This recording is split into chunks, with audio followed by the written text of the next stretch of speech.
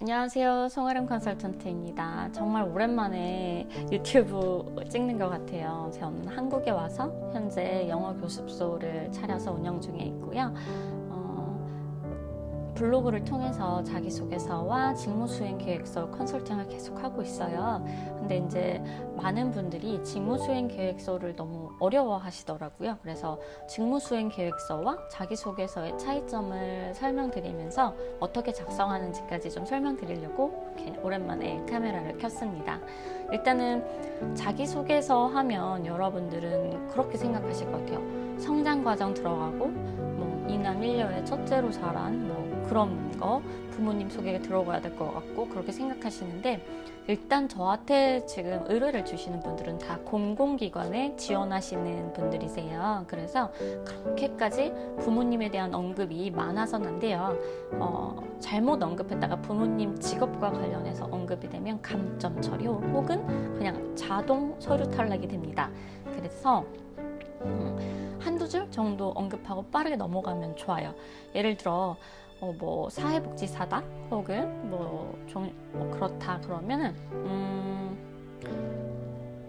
널리 사람을 이롭게 하라, 어려서부터 늘 타인에게 도움이 되고 싶어 사회복지사가 되었습니다.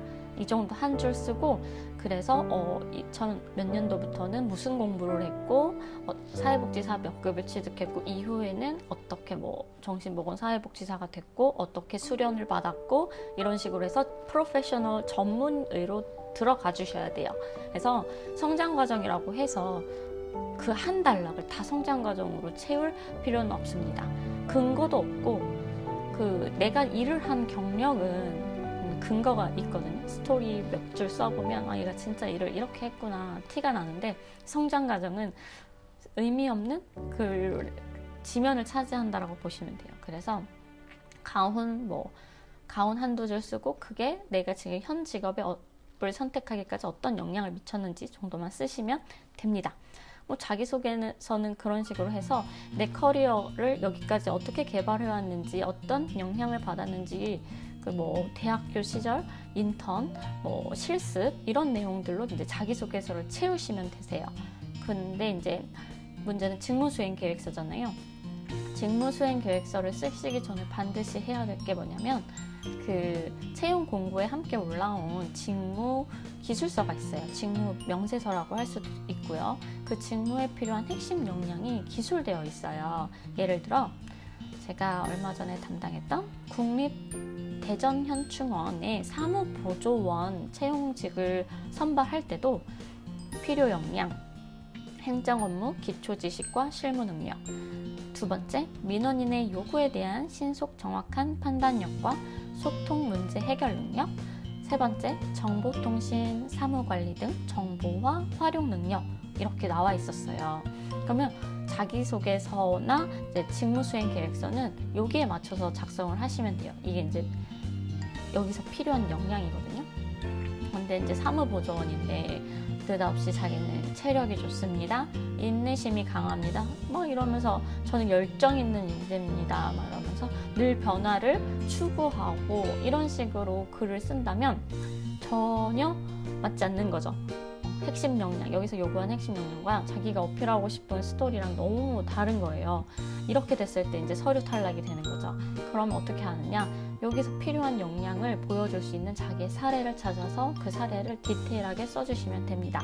근데 이제 자기소개서에 써야 될지 직무수행 계획서에 써야 될지 그게 많이 헷갈리시잖아요. 그럴 때는 일단은 말투가 달라요. 처음에 이제 헤드라인 두 갈씩 표현을 할 때 보통 자기소개는 이렇게 되죠. 자기소개 한번 보여드릴게요. 자기소개는 4년간 직접 장애인을 돌보며 정신질환 케이스를 경험한 덕분에 정신건강 전문요원이 되었습니다. 이렇게 내가 이런 덕분에 여기까지 됐구나 이렇게 쓸 수 있어요.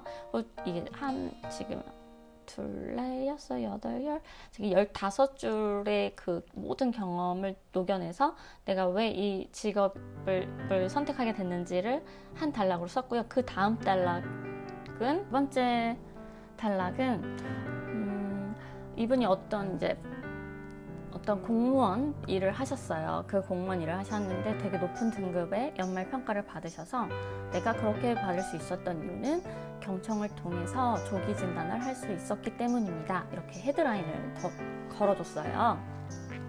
그렇게 해서 이 한 단락이 한 13줄 정도 되는데 아주 디테일하게 썼어요. 그래서 이 경청 능력을 굉장히 어필을 잘 한 거죠. 왜냐하면 이제 심리 사정 평가 이런 걸 하려면 경청 능력이 되게 좋아야 되거든요. 이제 자기소개서이기도 하고 직무수행 계획서가 아니라 자기소개서이기 때문에 이 인성, 내면이 드러낼 수 있는 것들을 자기소개서에 배치를 했어요.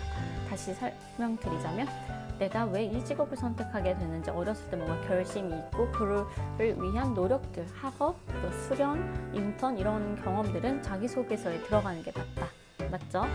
이제 내 인성이나 심성, 성격 이런 부분들, 경청을 잘하는 거 이런 거 성격이잖아요. 인성이잖아요. 이런 것도 자기소개서 쪽으로 올려주는 것이 맞다.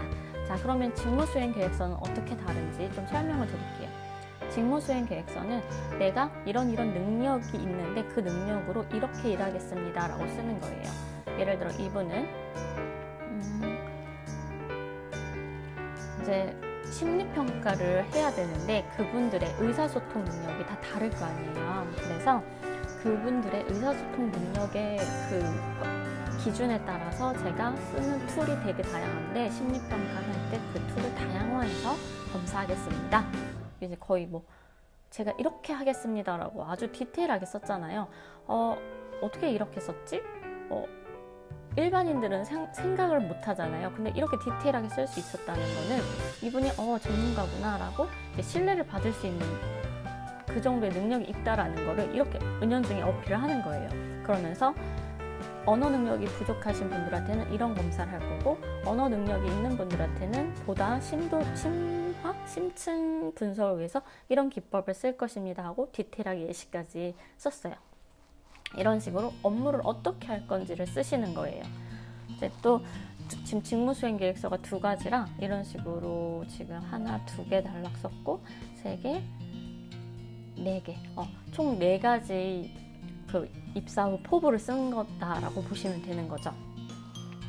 그래서 그 2번째는 뭐냐면 이제 의사소통 능력을 필요로 했어요. 지금 이제 기억나는 게 이분의 그 필요한 직무 역량, 그러니까 의사소통 능력이 필요하다 해서 그걸 어필하려고 이걸 쓴 게, 다른 파트의 사람들하고 같이 협업해서 일을 하는 기관에서 근무를 하셨는데 이때 이제 문제 행동을 하는 아이가 있었는데 그거가 정신질환으로 봐줘야 되는데 계속 이제 관심 받으려고 그런다. 이제 비의료인들은 그렇게 생각할 수 있단 말이죠. 근데 그거를 아닙니다. 이렇게 따져서 뭐해. 그래도 말귀를 못 알아듣잖아요. 그렇기 때문에 그런 행동을 하는 아이들을 어떻게 관리해야 되는지 매뉴얼을 찾아서 그걸 편집해서 드렸다. 그 다음부터는 그분들도 이해하고 그 아동에게 적절한 조치를 해줄 수 있었다라고 이제 썼어요. 그 사례를 디테일하게.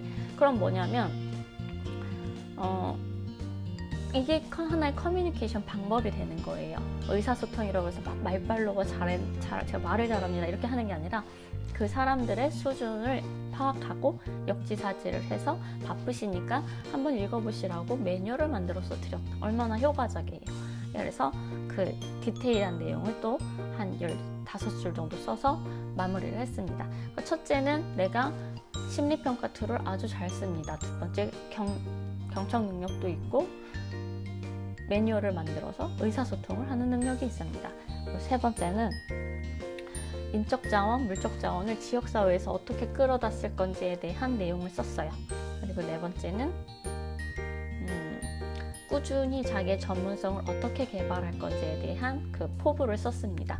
그래서 디테일하게 어떤 학술지에 들어가서 어떤 연구를 할 거고 어떤 추가 교육을 진행할 건지 디테일하게 써주는 게 여기서도 포인트예요. 어떤 협회에 가서 어떤 교육과 어떤 세미나를 참가할 건지 해서 그 분야, 정신질환 관련 분야를 어떻게 업그레이드 할 건지 써주는 것이 바로 직무수행 계획서입니다. 이해되셨나요? 그래서 많은 분들이 하는 오해 중에 한 가지가 직무수행 계획서라고 하니까 뭔가 계획표처럼 도표나 차트가 들어가야 될 것 같고 뭔가 특별한 양식이 있을 것 같다라고 생각하시는 경우가 있는데 그런 경우도 있었어요. 제가 이제 도와드리는 분 중에 어떤 인력 개발, 노인 인력을 일자리 사업을 많이 만들어서 좀 일을 많이 시켜야 되는 그런 공공기관에 이제 입사하시는 분이 계셨는데, 그분 같은 경우는 포지션이 센터장이었어요. 굉장히 높죠. 그렇기 때문에 그분은 발전 방향과 그 계획과 이것들을 수립할 디테일한 플랜들이 있었어야 했어요. 그래서 그분 걸 한번 보면 직무수행 계획서에 발전 방향 한 3가지, 목표 3가지, 추진 전략 3가지, 추진 방법 3가지, 기대 효과 이렇게 썼어요. 이렇게 해서 2장을 썼는데, 이렇게 포지션에 따라서 요구하는 양식이 달라집니다. 그래서 이렇게 센터장이다 그러면은 진짜 직무수행 계획서가 무슨 조직 비전을 세우듯이 세워야 되고요. 조직 목표를 세우듯이 기간까지 명시해서 해야 돼요. 근데 이제 만약에 그냥 사무보조원인데 직무수행 계획서를 써라, 그런 데가 앞으로 어떤 식으로 일을 할 거고 내 전문 역량을 어떻게 길러나갈 건지에 대한 이야기를 써도 좋다라는 거죠. 감 잡으셨나요? 그래서 직무수행 계획서 너무 어려워가지고 다들 많이 의뢰하시는데요. 스스로 많이 해보시고 그래도 도저히 안 되겠다 하시면 이제 연락 주시면 좀 도와드리도록 하겠습니다. 힘내시고요. 좋은 결과 있길 바랍니다. 화이팅!